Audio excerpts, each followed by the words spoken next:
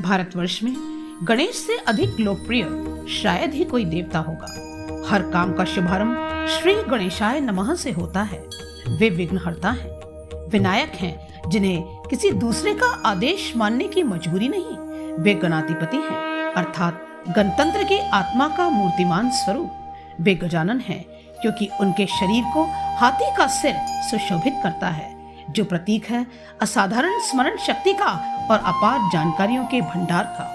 गणेश को बुद्धि, ज्ञान, विवेक का स्वामी माना जाता है। ये सारे विशेषण गणेश की छवि एक आदर्श शिक्षक वाली ही प्रस्तुत करते हैं।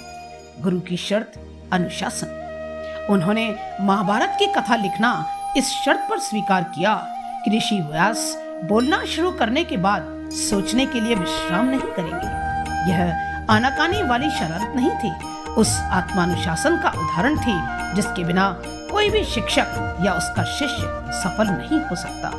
सुखर्तिनो कुतः विद्या, विद्यार्थिनो कुतः सुखम। बुद्धि ही है अक्षय निधि। गणेश को बुद्धि के साथ साथ सिद्धि का स्वामी तथा दाता भी माना जाता है, अर्थात सरस्वती और लक्ष्मी का वास्तव में कोई वैर नहीं। बुद्धि के अभाव में संयोगवश कुछ प्राप्त हो भी जाए तो वह समृद्धि क्षणिक और चंचल ही रहती है। छोटी आंखें। गणेश जी की तस्वीरों, मूर्तियों को देखिए, उनकी आंखें बेहद छोटी हैं, खूबसूरत, सीधी लकीर में देखती, विश्वास से भी हमेशा सामने की ओर। ये सिखाती हैं कि हमेशा केंद्रित रहें, विश्वास रखें खुद पर, अपने सपनों पर। लंबे कान। हाथी के कान हैं ये। भक्त मानते हैं कि गणेश आपकी बात सुनते हैं। ये जताते हैं कि जीवन की वास्तविक आहटों और भीतर की आवाज सुने। जीवन की सच्चाई समझकर ही आप बेहतरी और लक्ष्य की ओर जा सकते हैं। बड़ा सिर। हाथ में कलम। गणेश जी की विशेषताओं में उनका बड़ा सिर और हर वक्त हाथ में कलम शुमार है। यह दर्शाता है कि ज्ञान की कोई सीमा नहीं, हर वक्त ज्ञान के लिए तैयार रहो। बड़ा मुंह और अंतर्मुखी।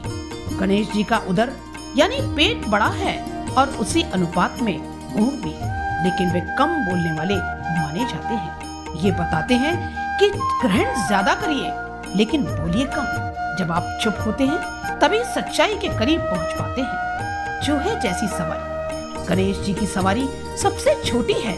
तस्वीरों में गणेश जी के आसपास लड्डुओं को कुतरता हुआ चूहा अपने आप में एक शिक्षा है।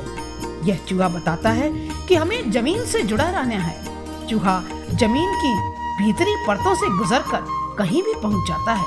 हमें भी अपनी राह इसी तरह से बनानी चाहिए। गणेशोत्सव के इन पावन दिनों में मंगल मूर्ति के स्वरूप से मिलने वाली दिव्य प्रेरणाओं को ग्रहण कर आप जीवन को मंगलमय बनाने की राह पर अग्रसर हो। इन्हीं शुभकामनाओं सहित वक्रतुंड महाकाय सूर्यकोटि समप्रभ निर्विघ्नं कुरु मदेव सर्वकार्येषु सर्वदा। जय